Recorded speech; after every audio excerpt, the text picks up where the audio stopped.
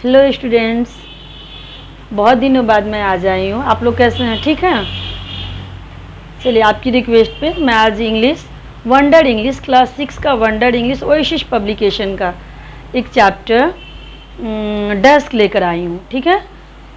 बहुत सारे स्टूडेंट का रिक्वेस्ट है, मैम इसको अच्छे से समझा दीजिए, हम लोग समझ नहीं पा रहे हैं क्लास में, तो मैं आज इसको समझाने जा रही हूँ हिंदी में। आप लोगों को ध्यान से सुनिए, काफ़ी इजी हो जाएगा इसका आंसर क्वेश्चन। और ये समझाने के बाद मैं आंसर क्वेश्चन भी 1 बाय 1 करके आपको भेज दूँगी। हर एक आंसर क्वेश्चन मिलेगा। और फिर कोई नया लेसन चाहिए, इसके लिए आप लोग कमेंट, लाइक, सब्सक्राइब सभी कीजिएगा। ठीक है। चलिए, मैं बताने जा रही हूँ इसके बारे में। डस्क एक ऐसा स्टोरी है। पहले डस्क का मतलब समझे।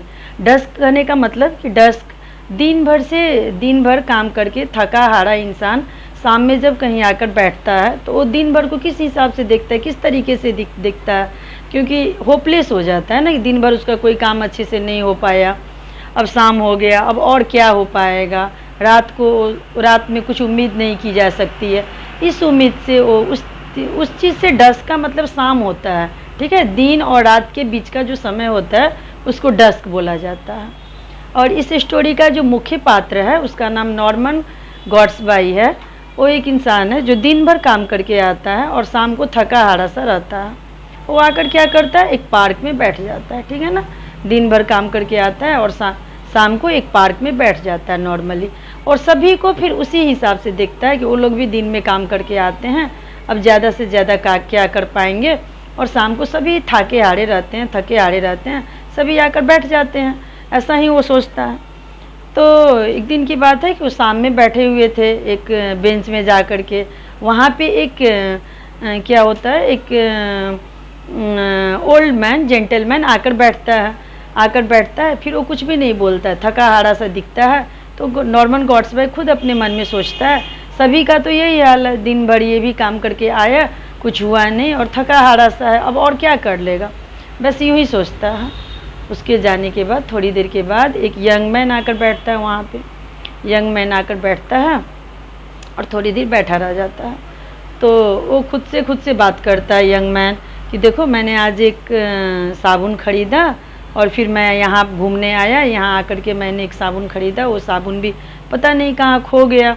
और ऐसे ही करके वो खुद से बात करता रहता है। तो नॉर्मन गॉड्सबाई उससे पूछता है कि अच्छा बताओ, क्या हुआ, क्यों ऐसे तुम थके हारे से दिखते हो। तो बता रहा है कि देखिए, मैं यहाँ घूमने आया हुआ था और घूमने आया तो जिस होटल मैंने बुक किया था वो होटल में एक सिनेमा हॉल बन चुका है। तो फिर मेरा जो ऑटो का आदमी है उसने एक होटल दिखलाया, मैं उस होटल में रहता था। अभी मैं बाहर क्या करने आया, एक ड्रिंक और एक सोप खरीदने, सोप का मतलब साबुन, वो साबुन खरीदने मैं बाहर निकला। फिर बाहर निकला तो क्या हुआ कि मैं जब आया ना तो रास्ता भी भूल गया कि पता नहीं कहाँ न कहाँ कौन सा ऐसा होटल था जिसमें मैं ठहरा हुआ था। और वो मेरा साबुन भी खो गया और पैसा भी अब मेरे पास नहीं है, कुछ भी नहीं है। मैं कैसे फिर वापस उस होटल को वापस आऊँ, वो सोचता रहता है।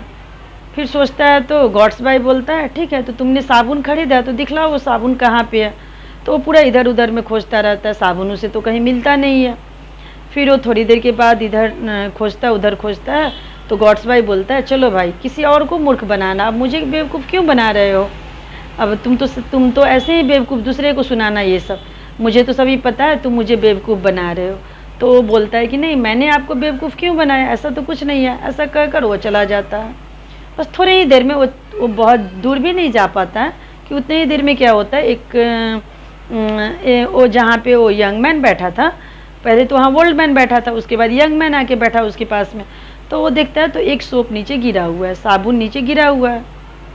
वो उस साबुन को उठाता है, उठा करके और यंग मैन के पीछे जाता है। फिर उसको हल्ला करता है और बोलता है कि देखो भाई, तुम्हारा साबुन तो वहाँ पे गिरा था, सॉरी, मैंने तुमको भला बुरा क्या क्या बोला, अच्छा चलो अब तो तुम कुछ भी नहीं हो। और ऐसा कहकर उसको भी सिंपैथी फील होता है कि इसने क्या किया, ये तो सही था, ये तो सही का साबुन खरीदा था और मैंने इसके बारे में क्या क्या सोचा। ऐसा कहकर उसको क्या करता है कि एक वो साबुन भी दे देता है और अपने तरफ से कुछ पैसे भी दे देता है। अच्छा, मैं एक थोड़ी सी इस कहानी में भूल गई।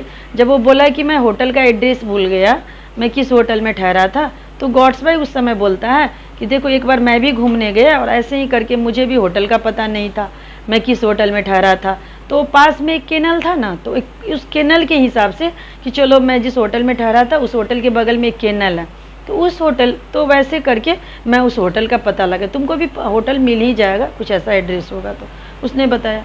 अब चलिए यहाँ फिर क्या होता है कि उसने साबुन दिया और अपने तरफ से कुछ पैसा भी दिया, पैसा दिया, वो पैसा और साबुन लेकर यंग मैन चला गया।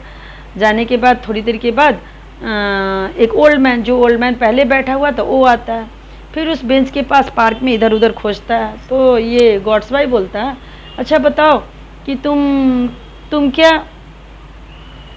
क्या ढूंढ रहे थे अभी, तुम क्या ढूंढ रहे थे अभी? तो वो बोला कि मैं अभी वो क्या बोलता है, साबुन एक खरीदा था, जो मेरा साबुन यहाँ खो गया, लग रहा है यहाँ गिर गया, मैं खोज रहा हूँ। तभी गॉड्स भाई को समझ में आता है कि अरे मैंने तो उसको बेवकूफ़ बनाया, वो तो मुझे बेवकूफ़ बनाया, साबुन तो एक्चुअली इसका था, नहीं शॉप तो इसका था। और वो बोला कि मेरा शॉप है, मेरे से वो शॉप भी ले गया और पैसा भी ले गया, दोनों ले गया, ठीक है ना। तो कहने का मतलब ये स्टोरी ये दिखलाता है, गॉड्स भाई के हिसाब से डस्ट का मतलब शाम होने पे हर एक इंसान थका हारा रहता है, वो कुछ कर नहीं सकता है, दिन भर का टायर्ड होता है, और सभी दिन ऐसे ही दिन भर थकते हैं और शाम होने पर आकर अपना टाइम स्पेंड करते हैं। चलिए अब मैं 1 बाय 1 करके इसका सभी क्वेश्चन आंसर बोर्ड में लिख रही हूँ, बोर्ड में लिखकर आपको मैं भेज रही हूँ। चलिए अच्छे से स्टूडेंट लाइक और सब्सक्राइब कीजिएगा, ठीक है ना। अब मैं जल्द ही आप लोगों को वीडियो बनाकर भेजूँगी और एक मैथ्स का भी वीडियो भेज रही हूँ, ठीक है, ओके।